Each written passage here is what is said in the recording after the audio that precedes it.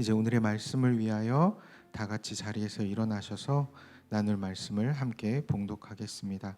오늘의 말씀은 데살로니가 전서 5장 12절에서 22절 말씀. 데살로니가 전서 5장 12절에서 22절 말씀. 신약성경 333페이지에 기록되어 있습니다. 한 절씩 교독하도록 하겠습니다. 형제들아, 우리가 너희에게 구하노니 너희 가운데서 수고하고 주 안에서 너희를 다스리며 권하는 자들을 너희가 알고 그들의 역사로 말미암아 사랑 안에서 가장 귀히 여기며 너희끼리 화목하라. 또 형제들아, 너희를 권면하노니 게으른 자들을 권계하며 마음이 약한 자들을 격려하고 힘이 없는 자들을 붙들어주며 모든 사람에게 오래 참으라. 삼가 누가 누구에든지 악을 악으로 갚지 말고 서로 대하든지 모든 사람을 대하든지 항상 선을 따르 항상 기뻐하라. 범사에 감사하라. 이것이 그리스도 예수 안에서 너희를 향하신 하나님의 뜻이니라. 성령을 소멸하지 말며 예언을 멸시하지 말고 범사에 헤아려 좋은 것을 취하고. 함께 읽겠습니다. 악은 어떤 모양이라도 버리라. 아멘. 모두 자리에 앉으시겠습니다. 이제 담임 목사님께서 나오셔서 삶의 양식이라는 제목으로 말씀을 전해 주시겠습니다. 할렐루야. 순전한 교회 주일 예배 참여하시는 여러분 모두를 주님의 이름으로 환영합니다. 함께 기도하고 말씀 전하겠습니다. 하나님 감사합니다. 오늘 추석 명절을 맞아 연휴 기간에 또 주님 앞에 이렇게 감사함으로 예배드릴 수 있는 은혜 허락하셔서 감사합니다. 하나님의 은혜 안에서 이때 필요한 말씀 우리에게 주시는 줄 믿사오니 아버지의 마음 마음껏 나눠 주시옵소서. 예수 그리스도 이름으로 기도합니다. 아멘. 추석 명절을 잘 보내고 계신가요? 저희 아까 사전 성찬, 저희 찬양팀들은 이제 성찬 때 못하기 때문에 사전에 성찬하는데 명절 잘 보냈냐고 했더니 아직 진행 중입니다. 뭐가 진행 중이냐 했더니 애들 보는 게 진행 중입니다. 이러고 있는데 명절 행복하게 잘 보내고 계십니까? 명절 중에 오늘은 특별히 좀 사도행전 강해를 잠시 멈추고 추석 명절을 맞아 우리에게 하나님께서 좀 주시는 말씀을 함께 나눠보면 좋겠다 싶은 생각이 들었습니다. 저희 교회에서 지난주에 추석 명절 때 가족 예배 때 예배하라고 드린 순서지를 보시면 그 설교 내용도 오늘 설교 내용과 어쩌면 좀 유사한 것 같습니다. 특별히 이때 우리가 어떤 말씀을 나눠야 될까 하는 마음 가지고 기도하는데 하나님께서 계속 주신 마음이 뭐냐면 우리의 삶을 점검하고 돌아보고 좀 잘 살고 있나 확인할 수 있는 시간들이 우리에게 있으면 좋겠다 하는 마음을 참 많이 주신 것 같아요. 그래서 저희가 추석 예배 때도 아마 그 말씀으로 함께 나눴을 테고요. 오늘 말씀도 그렇게 우리의 삶을 좀 점검하는 시간들을 가져보고 싶습니다. 우리에게 주시는 하나님의 말씀을 그때마다 깨닫고 찾는 것이 굉장히 중요합니다. 이때에 나에게 하나님께서 주시는 말씀이요. 우리의 삶의 자리에서 이 질문을 정기적으로 스스로에게 하면서 삶을 돌아볼 필요가 있습니다. 지금 내게 필요한 것보다 하나님이 보시기에 지금 나에게 필요하다고 말씀하시는 것을 아는 것입니다. 그게 얼마나 중요한지, 어쩌면 그것을 알고 그때마다 하나님이 필요하다는 것을 취하면서 나아가는 삶이 잘 사는 삶이 아닐까 싶습니다. 웰빙, 잘 사는 거잖아요. 이게 굉장히 세상 사람들에게도 중요한데 우리에게도 마찬가지가 아닌가 싶어요. 그러면 어떻게 사는 것이 잘 사는 것일까요? 열심히 일하는 것에만 잘 사는 기준을 두어서는 안 됩니다. 열심히 사는 것과 잘 사는 건 다른 문제입니다. 잘 살기 위해서 필요한 것 중에 하나가 열심히 사는 것일 수 있습니다. 바쁘게 살고 열심히 사는 것에, 그런데 그것이 우리의 삶을 잘 살고 있다고 평가하는 기준의 절대가 되어서는 안 되는 겁니다. 그런 경우에 그냥 열심히 살면서 나는 잘 살고 있다 생각하다 보면 나중에 나이가 더 들거나 시간이 흐르고 난 다음에 당황하게 되는 경우가 얼마나 많은지 모릅니다. 대부분의 저도 그렇지만 남성분들의 가장 큰 문제가 뭐냐면, 문제라고까지 말하기 좀 그런데 그래도 문제니까, 집에 와서 일찍 들어와 있으면 나는 잘하고 있다고 생각을 한다는 겁니다. 남자분들은 내가 술도 안 마시고 집에 이렇게 일찍 들어와 앉아 있으면 잘하는 것 아니야? 라고 생각하는 거죠. 그런데 다른 가족들은 뭘 생각할까요? 와 있어도 어떻게 와 있느냐가 굉장히 중요한 겁니다. 일찍 들어와도 내가 그 시간 가운데 가족들과 어떤 시간을 보내고 내가 어떠한 방식으로 그 시간들을 사용하느냐가 굉장히 중요한 거죠. 여러분, 바쁘게 산다는 게 잘 사는 게 아닐 수 있습니다. 바쁘게 열심히 살았는데 나중에 보면 지금 나에게 남은 것이 무엇인가에 대한 질문에 허망한 결과를 가져오는 경우가 얼마나 많은지 모릅니다. 여러분, 정말로 중요한 건 잘 사는 겁니다. 바쁘게가 아니라 성경이 말하는 바에 따라서 우리의 삶을 돌아보고 우리의 삶이 얼만큼 그 안에서 실천하면서 살아가는지를 돌아보는 게 참 필요하다는 겁니다. 예수님을 구주로 믿고 사는 우리는 더더욱 그렇습니다.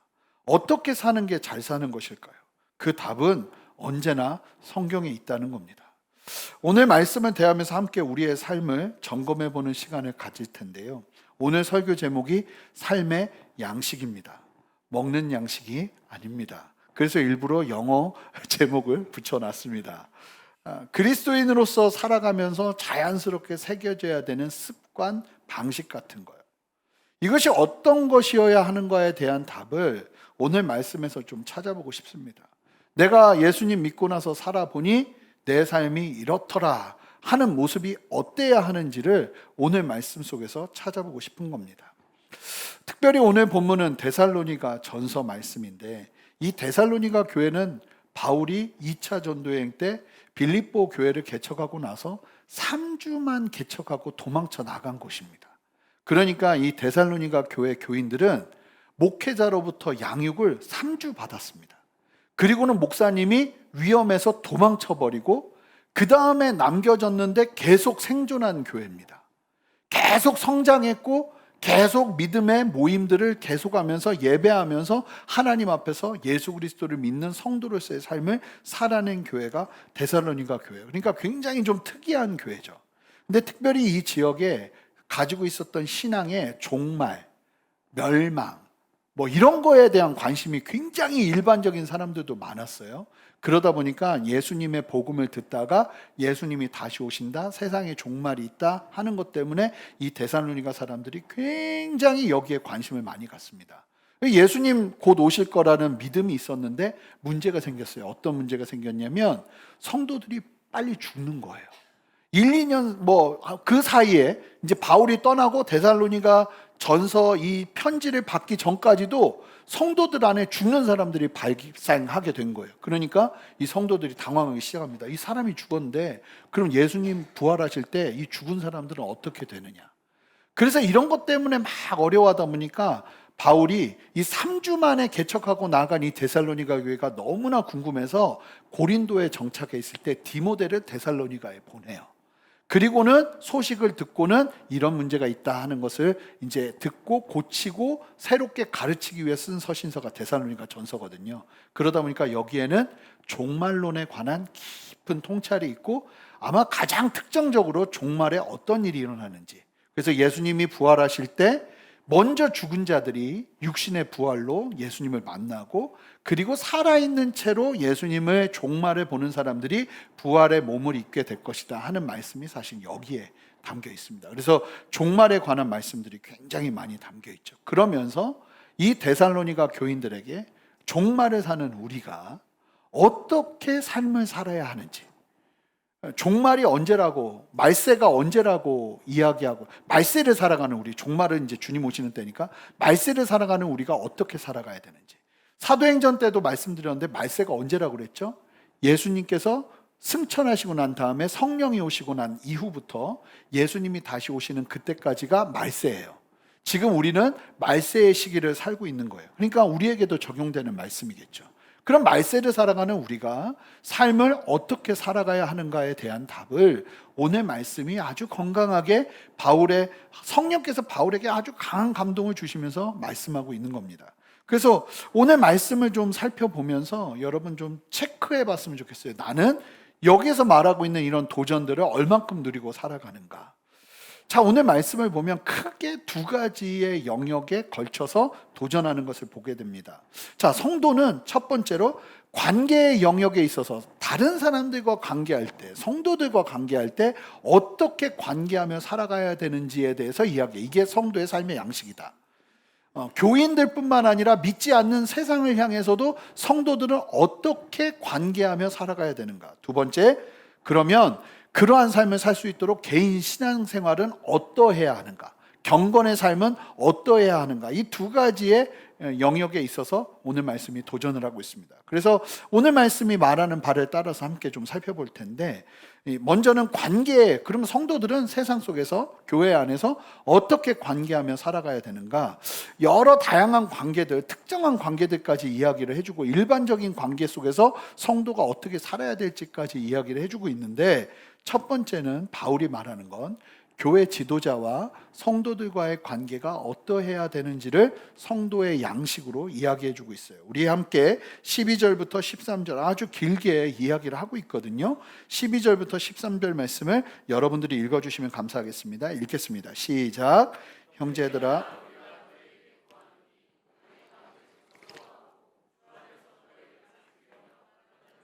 너희가 알고 그들의 역사로 말미암아 사랑 안에서 가장 귀히 여기며 너희끼리 화목하라. 두 대상이 있습니다. 너희끼리 화목하라 앞에까지가 한 묶음이에요. 그리고 너희끼리 화목하라, 이 두 번째 묶음이라고 보시면 돼요. 첫 번째로 바울이 말하는 건 너희 가운데 수고하고 주 안에서 너희를 다스리며 권하는 자들을 사랑 안에서 가장 귀히 여겨라 하는 것이 이제 이 바울의 도전입니다. 원어를 보면 이 표현에 아주 많은 강조가 들어 있습니다. 더 이상 존중을 바라볼 수 없을 만큼 존중해라. 더 이상의 존중이 없을 만큼 존중해야 된다 하는 의미를 담고 있어요. 제가 이런 말 하기 너무 불편해요. 이게 꼭 내 얘기하는 거, 하여간 불편해요. 이 부분은 바울이 강조하고 있는 거예요. 말씀이 강조하고 있는 거예요. 교회를 섬기는 지도자들을 결코 무시하지 말라는 겁니다. 저는 이미 존중을 많이 받죠. 제 나이에 상관없이 제가 주의 종이라는 이유만으로 우리 성도님들의 귀한 존중을 받습니다. 그런데 이게 굉장히 건강하다는 거예요.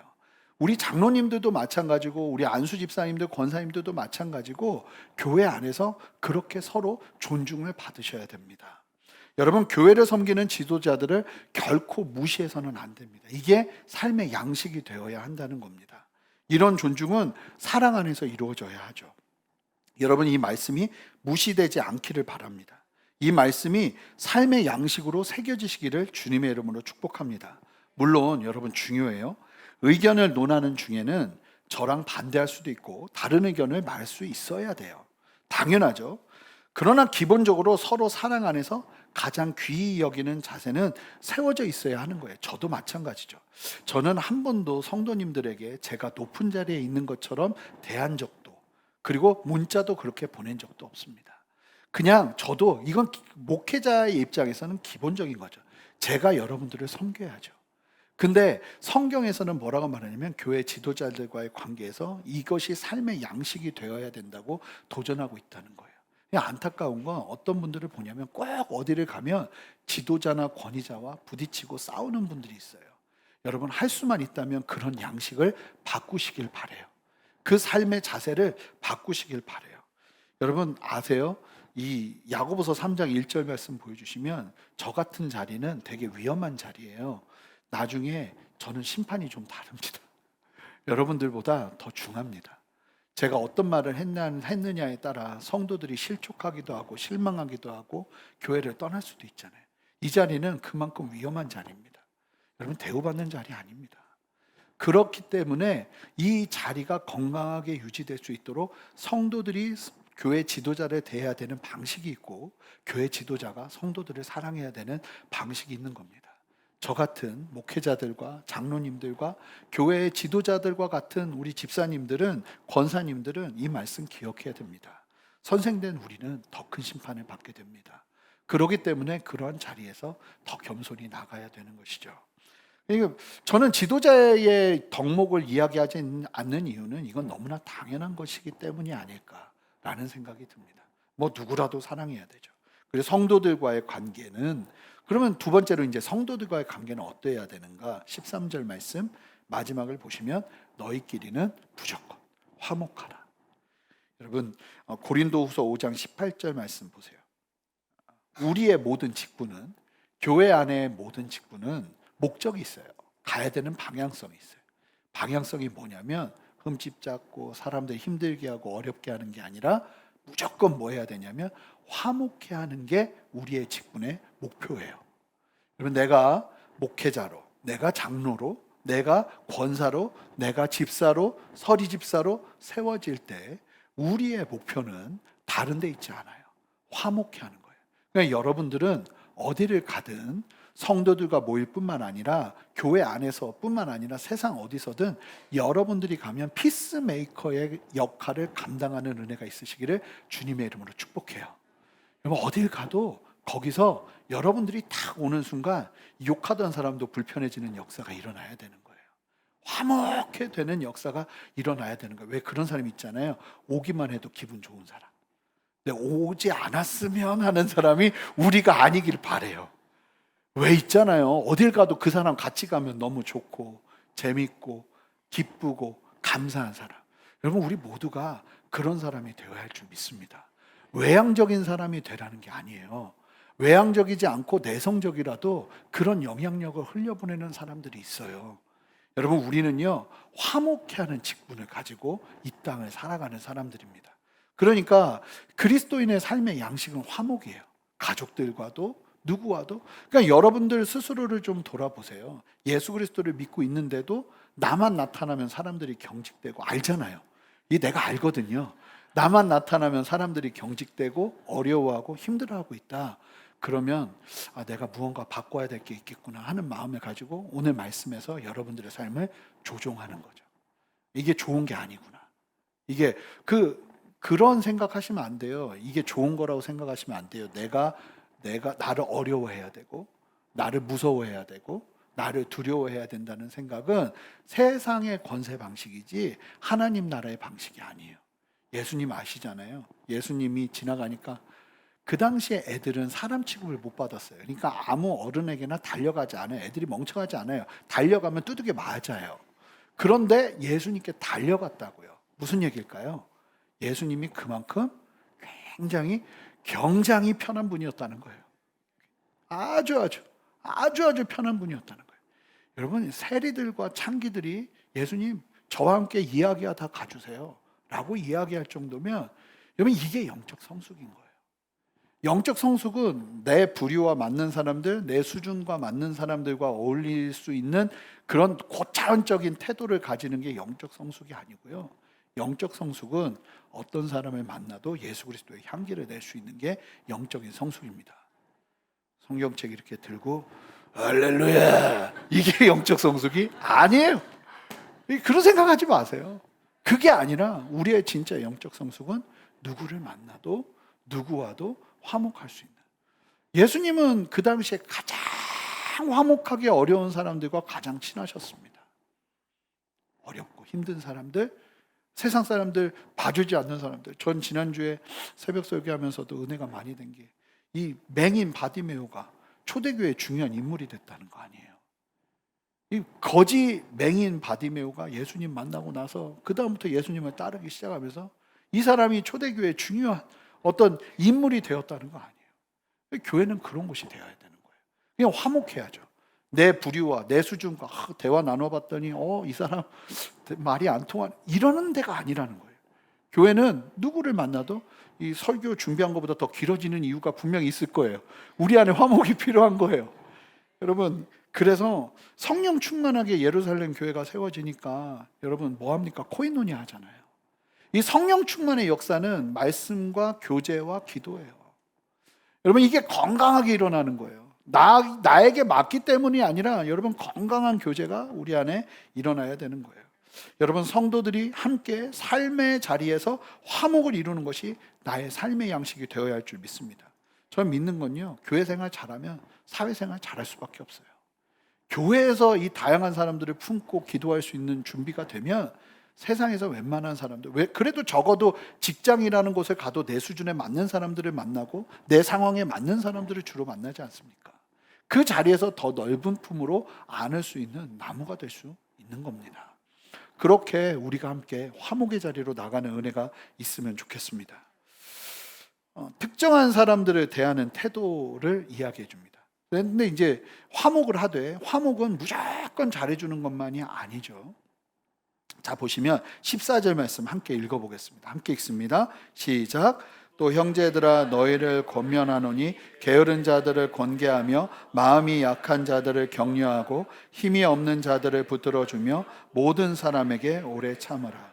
특별한 특정한 사람들을 어떻게 관계해야 되는지, 이게 성도의 삶의 양식이라는 거예요.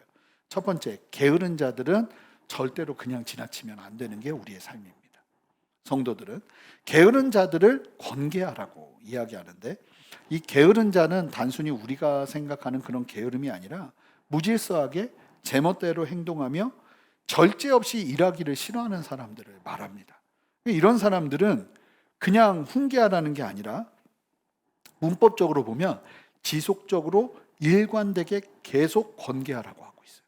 그러니까 그 사람들을 그대로 받아들이지 말고 이 사람들에게 그렇게 살면 안 된다는 것을 이야기하고 도전해야 된다는 거예요. 여러분, 화평은 무조건 용납하는 게 아닙니다. 아닌 건 아닌 거예요. 특별히 게으름에 대해서 성도들은 분명한 태도를 취해야 돼요. 데살로니가 교회만의 어떤 특별한 이유가 있겠지만 전체적으로 말세를 살아가는 우리들에게 있어서 이 게으름에 대해서 우리가 어떤 자세로 살아야 되는지 우리가 볼 필요가 있습니다. 여러분, 저는 믿는 건 만약에 리타이어를 하시더라도, 은퇴를 하시더라도 여러분들의 삶이 게으르지 않기를 바랍니다. 하루하루의 삶에 내가 살아가야 될 이유, 기도의 시간들을 더 확보하시고요. 할 수 있으면 하나님 앞에 엎드릴 수 있는 시간들을 확보하시고요. 그리고 내가 삶의 자리에서 무엇을 해야 될지를 정하고 하나님의 은혜 안에서 하루하루를 살아내는 성실이 우리에게 필요한 줄 믿습니다. 그러니까 성도들에게 있어서 게으름은 우리에게는 어울리지 않는 단어예요. 그래도 쉬지 못한다는 얘기가 아니죠. 건강하게 일하면서 건강하게 생활하면서 살아가는 게 우리에게 필요하다는 거예요. 그러니까 게으른 사람들에 대해서도, 여러분들의 자녀 중에 우리 아이들이 게으른 아이들이 있잖아요. 그럼 권계해야 되는 거예요. 그렇게 살면 안 된다고. 이 말씀을 붙여놓으세요. 그냥 이 말씀을 계속 읽게 하세요. 하나님이 우리에게 주시는 도전이에요. 두 번째, 마음이 약한 자들은 격려하라고 하십니다. 이 마음이 약한 사람은 어떤 사람이냐면 특별히 겁이 많고 심이 약한 사람들을 의미합니다. 근데 일부러가 아니라 여러 상처 속에서, 어떤 다양한 상황들 속에서 그냥 그렇게 세워진 사람들이 있습니다. 그래서 이런 사람들은 외부적인 시련을 잘 견디지 못하고 구원에 대한 확신도 수시로, 아니 어제는 분명히 구원받은 성도처럼 있는데 오늘 보면 구원을 잘 모르겠다 하고, 이런 분들이 교회 안에도 실제로 있더라고요. 그런데 이런 사람들을 어떻게 해야 되는가? 너 왜 그러냐? 이러지 말라는 거예요.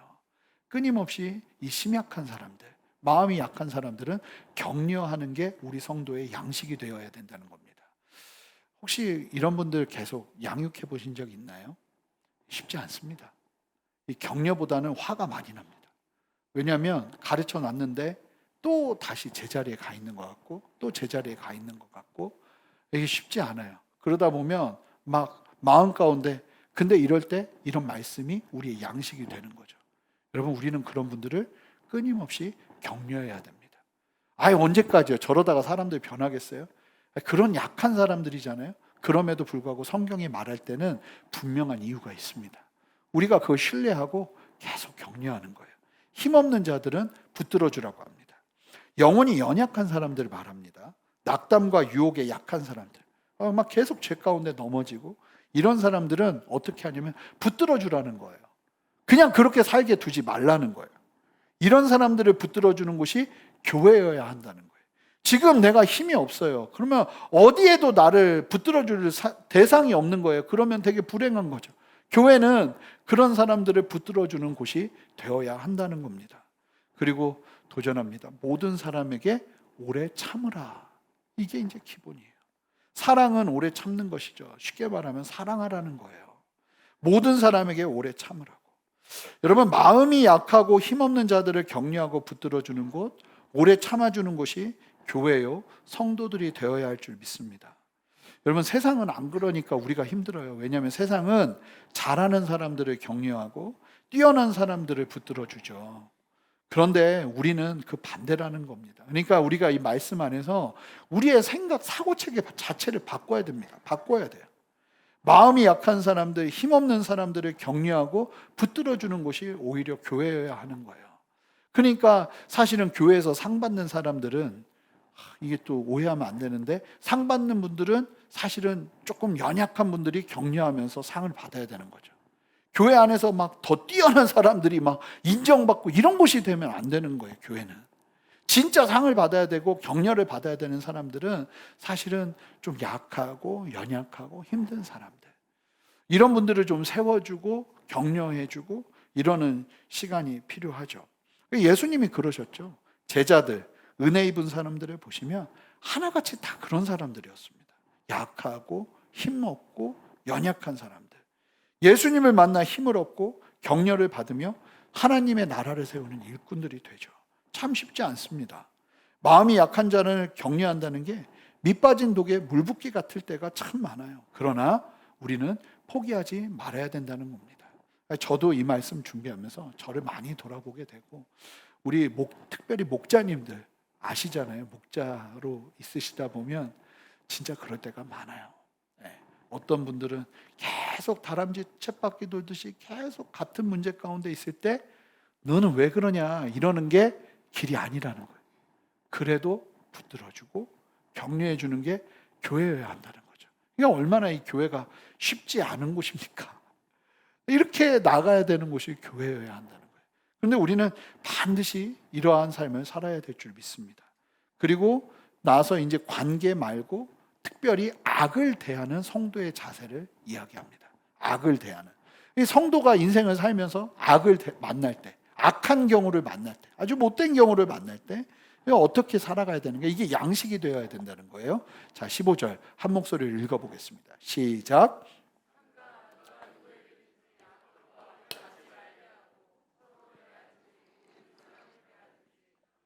선을 따르라. 데살로니가전서 2장 14절을 보면, 이 데살로니가 교인들이 2장 14절 보시면 이 유대인 크리스찬을 목숨 걸고 핍박했거든요. 죽이려고 하고. 그런데 이 데살로니가 지역에 특별하게 3주밖에 안 지났음에도 불구하고 예수 믿기로 결단하는 사람들을 동족들이 엄청나게 괴롭히고 핍박을 했어요. 그런 상황에서 교인들은 복음 받아들인 지 3주밖에 안 됐거든요. 그런데 복음 때문에 너무나 억울한 일을 당하는 거예요. 참 복음이라는 게 놀라운 게 3주 만에 사람을 변화시키는 거예요, 여러분. 그러니까 3주 이상 예수 믿은 지 되신 분들은 나 초신자다 하지 않는 은혜가 있기를 바랍니다. 누구에게든지 중요합니다. 누구에게든지라고 얘기하죠. 누구에게라도 어떻게 살라고 그러냐면, 악을 만약에 나에게 행동하면 절대로 그 악을 악으로 갚지 말라는 거예요. 모든 사람을 대하든지 항상 선을 따르라는 거예요. 이게 성경이 우리에게 말하는 도전이에요. 적극적인 사랑의 자리로 나아가라고 하세요. 선은 하나님의 뜻을 의미하는데 그 선이 뭔지, 이제 하나님의 뜻이 뭔지 이제 그 다음에 설명이 되거든요. 내 감정, 내 뜻이 아닌 하나님의 뜻을 따라 순종하라고 말하고 있는 거예요. 이거 하라는 거예요. 그냥 차라리 악이 올 때 무조건 이거 하라라고 이야기하는 거예요. 우리의 삶의 양식, 삶의 정신이 이와 같아야 할 줄 믿습니다. 여러분, 우리가 바보여서 그렇게 사는 것 아닙니다. 여러분, 악을 대하는 성도의 가장 적극적인 복수는 하나님의 뜻을 따라 순종하는 것인 줄 믿습니다. 여러분, 이 말씀을 진짜 믿으셔야 이 말씀이 신뢰가, 우리 오늘 본문 말씀을 살아낼 수 있어요. 여러분, 로마서 12장 19절에서 21절 말씀 한 목소리를 읽어보겠습니다. 여러분, 이 말씀을 그냥 믿어야 돼요. 이게 믿어져야 돼요. 함께 읽어봅니다. 내 사랑하는 자들아, 너희가 친히 원수를 갚지 말고 하나님의 진노하심에 맡기라. 기록되었으되 원수 갚는 것이 내게 있으니 내가 갚으리라고 주께서 말씀하시니라. 내 원수가 줄이거든 먹이고 목마르거든 마시게 하라. 그리함으로 내가 숯불을 그 머리에 쌓아 놓으리라. 악에게 지지 말고 선으로 악을 이기라. 이게 주님이 우리에게 주시는 말씀이에요. 그렇기 때문에 우리가 그 악 앞에서 악으로 악을 대하는 일들을 하지 않는 거죠. 세상 어디에도 악을 악으로 대하지 선으로 대하는 경우가 없습니다. 그런데 하나님의 백성에게는 우리가 착해서가 아니라 하나님을 신뢰하기 때문에 우리의 가장 적극적인 복수는 하나님의 말씀을 따라 순종하는 거예요. 우리는 그저 해야 될 일을 하면 됩니다. 악에게 지지 마십시오. 선으로 악을 이기시기 바랍니다. 이게 얼마나 멋진 말씀인가요? 악을 이기는 방법은 복수하는 게 아닙니다. 악을 이기는 방법은 선으로 나아가는 거예요. 그럴 때 하나님께서 역사하신다. 내가 선으로 나아가면 나갈수록 그 사람의 머리에 숯불이 쌓인다는 거예요. 하나님이 분명하게 보신다는 거예요. 여러분, 이것을 경험할 때가 얼마나 많은지요. 악을 악으로 이겼을 때 평안하고 감사하고 기쁜 걸 본 적이 없습니다. 내가 저 사람이 나에게 막 이런 못된 말을 할 때 이렇게 받아쳐야 될지 받아쳐야지 하고 준비하고 있는데 때마침 나에게 공격을 할 때가 있어요. 그럴 때 내가 막 보란듯이 막 모든 사람 앞에서 한 방으로 그냥 딱 때려가지고 그 사람을 막 어렵게 만들어 버리면 내 마음이 평안할 것 같죠? 저는 평안하지 않더라고요. 참 희한하더라고요. 내가 왜 그랬을까 하는 후회만 남더라고요. 말씀은요 100% 정확한 우리의 진리입니다. 여러분, 하나님을 신뢰하세요. 그리고 악을 대하는 성도의 삶의 양식이 이와 같아야 될 줄 믿습니다. 선으로 악을 이기는 거예요. 여러분, 로마서 16장 19절 말씀을 보면 선한 데는 지혜롭고 악한 데는 미련하라고 말해요. 그런데 여러분 아시잖아요. 예수 믿는 사람들이 악한 데 굉장히 지혜로워요. 반대로 사는 거예요. 선한 데는 오히려 미련하고요. 여러분, 하나님의 진리 앞에서 민감하시고 악한 데서는 오히려 좀 둔할 필요가 있어요. 계속 거기에 민감하게 나가면 나도 악한 사람 된다니까요. 오늘 본문 말씀은 마지막 말씀이지만 함께 21절 22절 말씀 보겠습니다. 함께 보시면 범사에 헤아려 좋은 것을 취하고 악은 어떤 모양이라도 버리라. 이게 삶의 양식이어야 된다는 거예요. 모든 일을 헤아려 좋은 것이라면 무조건 취하고, 여러분 은혜의 자리라면 무조건 취하시기 바라요. 여러분 하나님의 뜻이라면 무조건 취하시기 바라요. 이거는 양보할 게 아니에요. 그런데 악은요 어떤 모양이라도, 이게 무슨 얘기일까요? 어떤 모양이라도 버리라. 굉장히 좋아 보이는 것처럼 우리에게 다가온다는 거예요. 굉장히 먹음직도 하고 보암직도 하고 탐스럽기도 하게 우리에게 다가온다는 거예요. 근데 아무리 모양이 좋아도 악이라면 그 악은 취하지 말라는 거예요. 버려버리라는 거예요. 믿는 자의 삶에 정말 중요한 태도죠. 근데 우리가 어떻게 그러면 이와 같이 관계하고 이와 같이 악을 대하고 이와 같이 세상을 살아낼 수 있을까요? 바울은 하나님의 감동 안에서 그렇게 살아낼 수 있도록 하기 위해서 성도가 어떻게 신앙적인 면을 갖추면서 이것이 양식이 되게 해야 될 것인가 도전합니다. 자, 첫 번째는 개인의 신앙에 있어서 이러한 삶을 살기 위해서 정말로 중요한 게 뭐냐면 기뻐하고 기도하고 감사하는 삶을 생명처럼 여기며 살라는 겁니다. 자, 16절부터 18절 여러분의 목소리로 읽습니다. 시작. 항상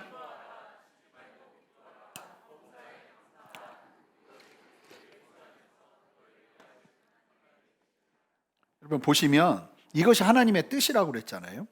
그런데 15절 보시면 항상 선을 따르라고 그러잖아요. 항상 선을 따르라. 악에게 지지 말고 악으로 행하지 말고 항상 선을 따르라.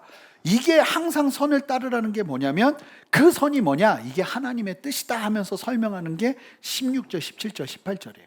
그러니까 악이 올 때 막 나를 힘들게 하고 내 마음을 힘들게 할 때 그때 우리가 잊지 말고 목숨 걸고 우리의 신앙 속에서 붙잡아야 되는 신앙의 자세가 뭐냐면 항상 기뻐하고 쉬지 말고 기도하고 범사에 감사하는 것이라는 거예요.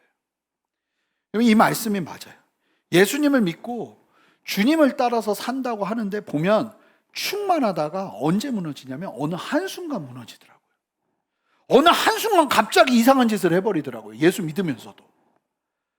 은혜 많이 받고 집에 가서 갑자기 가족들과 싸운다거나 아침에 분명히 받은 은혜가 컸는데 오후에 말도 안 되는 일들로 마음이 무너지거나 악을 붙들고 있는 나를 발견할 때가 얼마나 많은지. 저만 그런가요? 아니잖아요. 얼마나 많은지요. 우리의 삶에 이 항상 쉬지 말고 모든 일에 이게 우리 안에 있어야 돼요. 진짜 깨어 있어야 돼요. 깨어 있는다는 건 어떻게 있는 거냐면 기뻐하고 기도하고 감사하고 있는 거예요. 이게 우리의 삶의 양식으로 자리 잡을 때 우리가 정말 온전하게 하나님의 뜻을 이루며 살아갈 수 있는 겁니다. 이 상유심생이라는 사자성어가 있습니다. 이게 뭐냐면 외모는 마음에서 생겨난다는 뜻입니다. 사람은 각자의 얼굴에 세월의 흔적을 새기며 사는 겁니다. 아브라함 링컨이 말했죠. 사람은 나이 40이 되면 자기 얼굴에 책임을 져야 된다고요. 맞는 말이에요. 잘생기고 못생기고를 떠나 성도는 기뻐하고 기도하고 감사하는 것이 항상 쉬지 않고 모든 일에 있기 때문에 반드시 그 외모에 그 영향을 풍기게 되어 있습니다. 집에 가셔서 거울을 보시기 바랍니다. 지금 나는 어떤 외모를 가지고 있는가? 외부적인 요인과 상관없는 겁니다. 기뻐하고 기도하고 감사하는 건 이미 예수님께서 우리를 구원하시면서 우리가 할 수 있도록 주신 특권과 같은 거예요. 여러분 이거를 잊지 마셔야 돼요. 항상이에요. 쉬지 말고 해요. 범사예요. 그리고 여러분 중요한 결단을 할 때, 여러분 중요한 결정들을 해야 될 때 여러분 반드시 여러분 확인하셔야 될 게 뭐냐면 지금 내가 기도하고 있고 기뻐하고 있고 감사하고 있는지 보세요. 만약에 지금 내 안에 쓴마음과 불평과 불만과 어려움으로 결정하고 있다면 잠시 그 결정을 보류하세요. 그리고 여러분을 어떤 상태로 끌어올리시냐면 성령 안에서 기도하고 감사하고 기뻐할 수 있는 상태로 끌어올리세요. 그리고 그 문제를 다시 보세요. 그리고 결정한다면 저는 여러분들이 실수 없는 걸음을 걸어내실 거라고 믿습니다. 그러니까 이 말씀 안에서 우리가 우리의 삶을 반드시 돌아볼 필요가 있는 거예요. 내가 지금 기쁨이 있는가? 예수님 안에서. 내가 지금 감사가 있는가? 내가 지금 기도하고 있는가?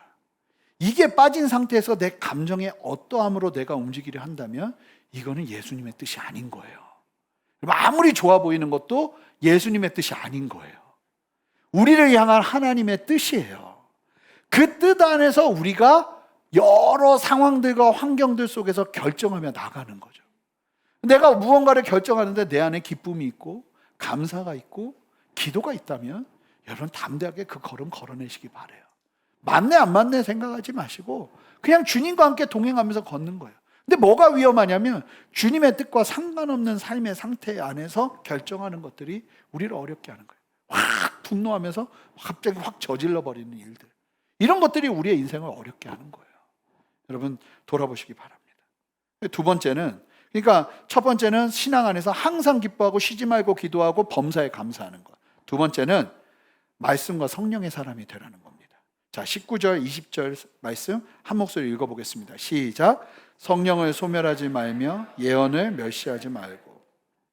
성령을 소멸하지 말라고 하는데 이 자기 본성대로 살아가지 말라는 겁니다. 이게 양식이 돼야 된다는 거예요. 내 뜻대로 내 마음대로 살아가는 게 아니라 성령께서 우리 안에 활동하시는 거 억제하지 말라는 말씀이에요. 성령 안에 민감해야 된다는 거예요. 예수님을 믿고 내 안에 계신 성령님 앞에 민감할 필요가 있습니다, 여러분. 이게 정말 중요해요. 이게 성령께서 우리를 아주 세밀하게 인격적으로 이끄시거든요. 제가 예를 하나 드려보면, 제가 지난주 수요일이 이제 지난주에 마지막 새벽 설교였거든요. 새벽 예배를 마치고 축도하고 이제 마치는데 마음속에 굉장히 강한 감동이 오는 거예요. 어떤 감동이 오냐면, 오늘 기도받아야 될 사람이 있으니까 나와서 기도받으라고 하라는 마음을 너무 많이 주시는데, 이게 이제 제 생각으로 막 들어오니까 이게 내 생각이겠지 하고 안 했어요. 그리고 이게 생각보다 복잡해져요. 그러면 자, 기도받으러 오세요 하면 또 안 나오기도 뭐해요. 그러니까 목사님 때문에 나와야 되는 안타까운 일도 발생할 수 있고 나는 기도를 방해하고 싶지 않은 거예요. 그래가지고 안 했어요. 근데 그러고서 앉았는데 계속 마음속에 어떤 생각이 드니까 기도받아야 될 사람이 있다니까 하는 생각이 계속 드는 거예요. 근데도 안 했어요. 이게 지금 다들 열심히 기도하고 계시는데 기도 흐름 끊을 수도 없고 저는 안 해요. 뭐 이러고 있었어요. 그러고 있는데 갑자기 뒤에서 누가 똑똑하는 거예요. 성도님 한 분이 목사님 저 기도가 필요해요 하고 앉는 거죠. 그 순간 아차 싶더라고요. 아차 싶더라고요. 그러고서 그 성도님께 말을 했어요. 사실은 내가 기도 마치면서부터 누가 기도받아야 될 사람이 있다고 말씀하셔서 마음을 주셔서 앉아있는데 내가 기도 방해될까 봐 못하고 있었는데 자매님 때문인 것 같다고 이야기를 했더니 그냥 그 얘기 듣자마자 막 울기 시작하는 거예요. 하나님이 만지시기 시작하는 거예요. 보니까 성령님은 우리를 참 세밀하게 이끄시더라고요. 인격적으로. 그렇다고 말씀에 없는 대로 이끄시는 분이 아니죠. 그 하나님께서 우리 안에 성령 안에서 세밀하게 이게 우리의 양식이 돼야 된다는 거예요. 내가 하고 싶은 것만 하고 사는 게 아니라 갑자기 주님이 주시는 감동이 있으면 미친 체 하고 하는 거예요. 그냥 그걸 따라 순종하기 시작하는 거예요. 그러면서 우리가 어떤 사람이 되냐면 성령의 사람이 되는 겁니다. 그냥 만나고 싶지 않아도 갑자기 만나겠다는 마음을 주시면 굳이 말하지 않아도 돼요. 만나기만 해도 하나님께서 하시는 일들이 분명히 있을 거라는 거죠. 삶의 양식. 그리고 예언을 멸시하지 말라고 그러잖아요. 이게 건강한 거예요. 성령을 소멸하지 말고 예언을 멸시하지 말라. 그래야 성령 소멸하지 않으면서 이상한 방향으로 가지 않고 예언을 멸시하지 않으면서 어떻게 보면 열정과 뜨거움을 잃지 않을 수 있습니다. 여기서 예언을 멸시하지 말라는 말씀은 오늘날 우리가 어떻게 받아들여야 되냐면 예언의 은사가 있는 사람을 무시하지 말라는 얘기가 아닙니다. 여러분, 예언은 특별히 그 당시 예언은 아직 성경이 만들어지지 않을 때였기 때문에 하나님께로부터 직접 받아 말하는 그 정도의 권위가 있는 것이었어요. 오늘날 하나님께로부터 직접 받아 말하는 예언은 66권 성경 안에 다 있는 줄 믿습니다. 그러니까 다른 예언은 사실은 은사 같은 것들은 우리가 참고용이지 성경의 권위만큼의 가치를 가지지 않는 거예요. 요한계시록 22장 18절 말씀 기억해야 돼요. 내가 이 두루마리의 예언의 말씀을 듣는 모든 사람에게 증언하노니 만일 누구든지 이것들 외에 더하면 하나님이 이 두루마리에 기록된 재앙들을 그에게 더하실 것이요. 성경 외에 다른 말을 하나님의 말씀이라고 이야기하는 사람들은 하나님께서 재앙을 더하시겠다고 하십니다. 이런 말씀에 입각하여 오늘날 건강한 예언 사역은 다른 것이 아니라 성경 말씀을 우리 성도님들에게 지금 주시는 말씀이다라고 생각하고 해석해서 전하는 설교의 시간이나 말씀을 가르치는 시간이 가장 건강한 예언의 시간이라고 보시면 됩니다. 그러면 그렇게 선포되는 말씀을 멸시하지 말라는 거예요. 아, 목사님이 오늘 저게 목사님 생각 이런 생각하지 마시라는 거예요. 그만큼 목회자는 이 시간이 철저하게 말씀, 하나님의 뜻이 이루어지는 시간이 될 수 있도록 준비해야 되고 개인적인 사견만 하면 안 되는 겁니다. 그래서 성도님들은 그 말씀을 통해서 하나님 앞에서 그러니까 성령을 소멸하지 않고 나아가는데 그것이 말씀 안에서 이 경계를 이루면서 가이드라인 안에서 이것이 이루어지는 거죠. 아무리 감동이 커도 이게 성경의 진리를 떠나는 위험한 일이면 하면 안 되는 거예요. 아무리 감동이 와도 이거는 내 생각일 가능성이 큰 거죠. 그래서 성령과 말씀의 사람이 되어야 하는 겁니다. 이제 말씀을 좀 정리할 텐데요. 여러분, 삶의 양식 좀 정리해서 보면 교회 리더들을 정말 귀히 여기고 성도들끼리 화목하는 거예요. 게으른 사람은 권계하고 약한 사람은 힘없는 사람은 격려하고 붙들어주는 게 우리의 삶의 습관이 되어야 돼요. 모든 사람에게 기본적으로 어떤 태도로 나가야 되냐면 오래 참으라는 거예요. 오래 참는 건 사랑한다는 의미죠. 악을 대하는 태도는요, 악을 악으로 갚으면 안 됩니다. 여러분, 쉽지 않지만 이 싸움에서 승리하시기 바랍니다. 항상 선을 따르셔요. 항상 헤아려 좋은 것은 취하고 악은 어떤 모양이라도 버리시기 바랍니다. 이와 같은 삶의 양식은 항상 쉬지 말고 범사에 기뻐하고 기도하고 감사하는 삶을 살아갈 때 성령을 소멸하지 않고 그때그때 주시는 감동을 따라 예언을 멸시하지 않는 성령과 말씀의 사람으로 살아갈 때 세워지는 양식인 거예요. 지금 여러분들의 삶은 어떻습니까? 이것이 예수님의 삶의 양식이었고 우리의 삶의 양식이어야 될 줄 믿습니다. 지금 나는 혹시 악을 악으로 갖고 있진 않나요? 화목하는 것보다 싸움의 자리에 있진 않나요? 격려하고 붙들어주는 자리보다 비난하고 판단하는 자리에 있지 않나요? 항상 헤아려 내가 취하는 건 꼭 악인 것 같고 선은 어떤 모양이라도 버리며 살고 있는 모습은 아닌가요? 돌아봤으면 좋겠어요. 우리가 주에 만찬을 할 텐데 주님께서 우리를 위해서 찢기신 이유는 그렇게 살라고, 오늘 말씀과 같은 양식을 누리며 살라고 우리에게 주신 은혜입니다. 여러분, 이 말씀 취하면서 오늘 주의 만찬하면서 주님, 제가 이 삶의 양식을 온전하게 이루며 살아가기를 원하오니 함께하여 주시옵소서 하는 마음으로 함께 주의 만찬에 대하길 원합니다. 함께 기도하겠습니다. 하나님, 오늘 말씀 기억하며 우리의 삶을 돌아보기를 원합니다. 철저하게 주님, 이 삶의 양식이 우리의 삶의 습관이 되게 하여 주셔서 아버지, 오늘 말씀의 도전대로 우리가 인생 살아가는 은혜 허락하여 주시옵소서. 감사드리며 예수 그리스도 이름으로 기도합니다. 아멘.